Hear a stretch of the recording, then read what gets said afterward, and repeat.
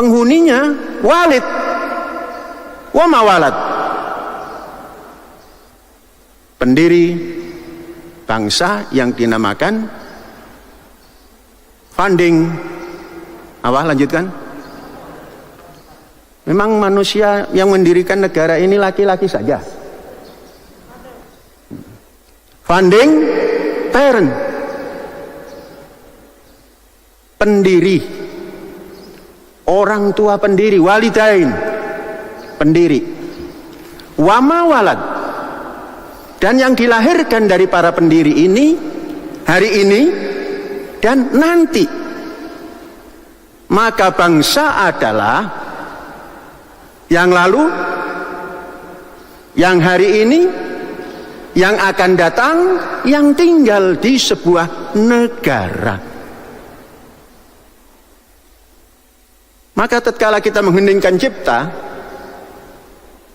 jangan hanya kepada almarhum yang kita tidak tahu alamatnya siapa almarhum itu. Nah, coba kalau mengheningkan cipta, doakanlah semua yang telah mendirikan negara kita, dan semua yang sedang menjalankan tugas-tugasnya, dan semua yang akan datang menggantikan semua yang ada hari ini. Nah, ini kaitan dengan hari proklamasi. Nah, mari kita berdoa dulu.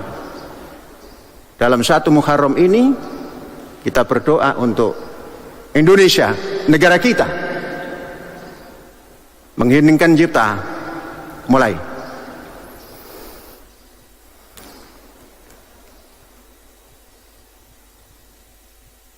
Alhamdulillah. Saudara-saudara, hari ini kita memahami negara dan bangsa yang sudah jelas undang-undang dasarnya, sudah jelas dasarnya, tapi masih selalu semrawut dalam menghadapi persoalan-persoalan besar. Pun persoalan kecil. Karena memahami bangsa dan negara ini masih dipahami dengan hizib. Pendekatan hizib, pendekatan partai yang ada kullu hizbin bima ladaihim farihun. Semua partai dengan partainya bangga, bukan dengan negaranya, bukan dengan bangsanya, tapi dengan partainya. Kapanpun kalau itu dilaksanakan, persatuan yang diinginkan dasar negara nonsen. Nol besar, kanan kiri nol, depan belakang nol. Ini bangsa dan negara. Negara kita tinggal di dalamnya. Bangsa adalah yang lalu, yang hari ini, dan yang akan datang. Kemudian yang sudah lalu sudah. Jangan pernah dicaci, jangan pernah dihujat. Lanjutkan perjuangannya yang patut, dan jangan dilanjutkan yang menurut generasinya tidak perlu dilanjutkan. Kemudian camkan dasar negaranya. Dasar negara kita ini harus dicamkan, dipahami sedalam-dalamnya. Saudara-saudara, mewujudkan satu keadilan sosial bagi seluruh rakyat Indonesia. Hari ini saja dalam membahasakan mewujudkan satu keadilan sosial, orang lebih cenderung berbicara ekonomi syariah.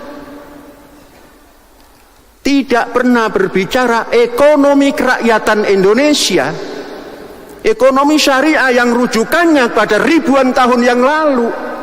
Hari ini dan besok dan yang akan datang itu ada di tangan kita dan tangan generasi yang akan datang. Mengapa ekonomi syariah? Ekonomi kerakyatan, ekonomi mewujudkan keadilan sosial bagi seluruh rakyat Indonesia. Itu yang mesti dibangun. Inilah kekuatan bangsa. Inilah yang akan bisa menghadapi COVID. Bukan menghamburkan uang. Gara-gara COVID uang dihamburkan. Saudara-saudara, tidak sederhana memang menghadapi COVID ini. Tapi harus ada keberanian.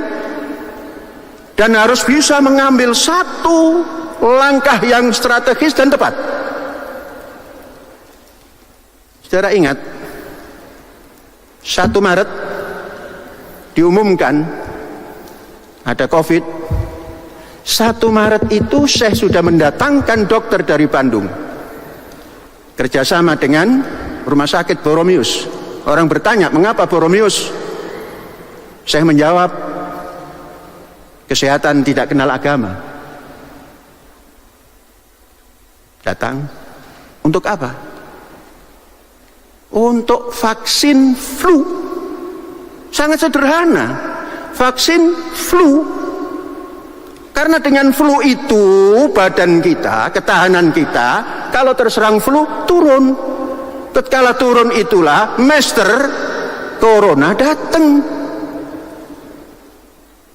Mondok dia di paru-paru kita. Selesai.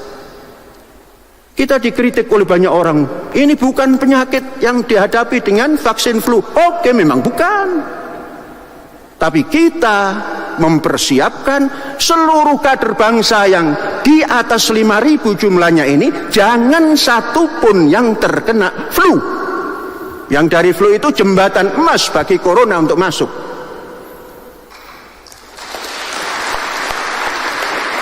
Ternyata, saudara-saudara, alhamdulillah, saya siang malam keliling ingin mendengarkan batuk. Dilalah kersane ngalah.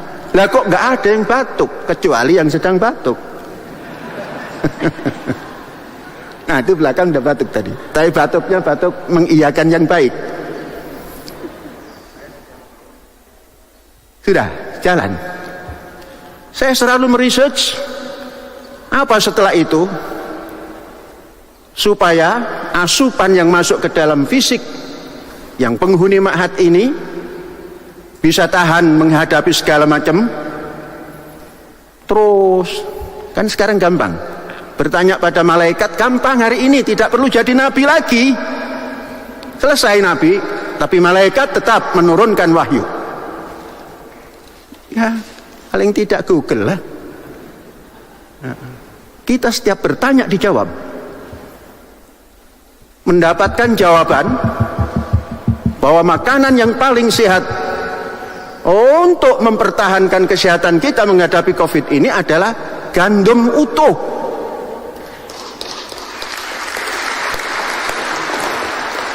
Pak Fuad ini memprovokator Syekh supaya nanam gandum. Ditantang oleh Pak Fuad itu. Masa iya Pak Fuad yang bukan sarjana pertanian berbicara gandum? Tertantang. Saya meneliti. Lah, kok ya hasil? Apa ukuran hasil? Saudara-saudara, satu ikat bangkang yang sudah kering, batang gandum yang sudah kering, dalam penelitian pertama itu diambil 14 kg. Artinya batang dan buahnya diambil kering, dijemur, dirontok, jadi beras 4,426,5 gram. Artinya luar biasa tinggi. Dengan ukuran padi jauh tinggi gandum. Dan lebih sederhana gandum itu, dan lebih gampang menanganinya. Kalau kita nanam padi krek, jemur, masih jemur lagi, giling lagi, sosok lagi. Gandum tidak, jemur diuyak-uyak saja jadi beras. Uyak-uyak itu dulu ada nyanyian di sana, uyak-uyak beranti nih mbok sarmadi, kecuik kentang, mbok ketondong, mbok keluncing. Nah, apa itu? digosok ya jadi bening. Itu nyanyian zaman tahun 50-an itu. Jalan. Jadilah kita mengkonver daripada beras kepada gandum. Memang awalnya belum punya karena baru menghasilkan sedikit. Nah, sekarang sudah berani menanam berhektar-hektar. Mengapa? Setelah diteliti, ternyata gandum itu tidak akan berhasil kalau ditanam di musim padi. Gandum itu laksana ayam, tidak suka main di air. Nah, bebek sukanya main di air. Bebek itu laksana padi, mainnya di air. Gandum itu laksana ayam, mainnya di darat.